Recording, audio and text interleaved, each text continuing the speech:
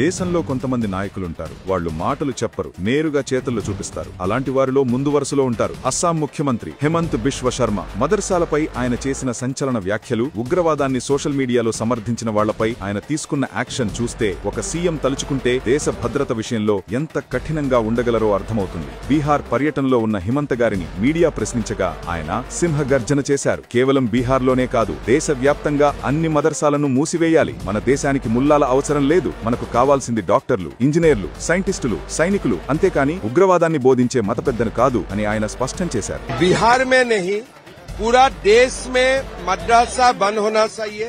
हमारा देश को डॉक्टर चाहिए, इंजीनियर चाहिए, साइंटिस्ट चाहिए, आर्मी चाहिए. हमारा देश को मुल्ला का जरूरत नहीं है. ఆయన ఇలా మాట్లాడటమే ఆలస్యం. దేశంలో ఒక దుర్ఘటన జరిగింది. ఢిల్లీలో బాంబు పేలుడు జరగటంతో యావత్ దేశం కన్నీరు పెట్టుకుంది. కానీ ఆ సమయంలోనే కొంతమంది దేశద్రోహులు సోషల్ మీడియాలో తమ వికృత బుద్ధిని బయటపెట్టుకున్నారు. ఆ పేలుడు వార్తలకు హా హా అంటూ నవ్వుతున్న ఎమోజీలు పెడుతూ ఉగ్రవాదులను పొగుడుతూ పోస్టులు పెట్టారు. ఇది గమనించిన హిమంత బిశ్వ శర్మ వెంటనే మరో హెచ్చరిక జారీ చేశారు. ఢిల్లీ పేలుడు వార్తలకు ఎవరైతే నవ్వుతూ ఎమోజీలు పెట్టి ఆనందపడ్డారో వాళ్లందర్నీ అస్సాం పోలీసులు వెతుక్కుంటూ వస్తారు. అస్సాంలో ఉగ్రవాదాన్ని, దాన్ని సమర్థించే వాళ్లను తలెత్తనివ్వమని వార్నింగ్ ఇచ్చారు. ఆయన చెప్పినట్టే చేశారు. మాట ఇచ్చిన 24 గంటల్లోనే అస్సాం పోలీసులు ఆ రాక్షసులను వేటాడటం మొదలుపెట్టారు. ఢిల్లీ పేలుళ్లకు సంబరపడిన 17 మందిని గుర్తించి అరెస్టు చేసి జైల్లో పెట్టారు. మరో 100కి పైగా సోషల్ మీడియా అకౌంట్లపై నిఘా పెట్టారు. ఉగ్రవాదులకు మద్దతిస్తే వాళ్ల స్థానం జైలే అని ఆచరణలో చూపించారు. చూశారా, ఒకవైపు ఉగ్రవాదానికి పునాది అయిన మదర్సాలను మూసేయాలనడం, మరోవైపు ఉగ్రవాదాన్ని సమర్థించే వాళ్లను జైల్లో వేయించడం. ఇదే కదా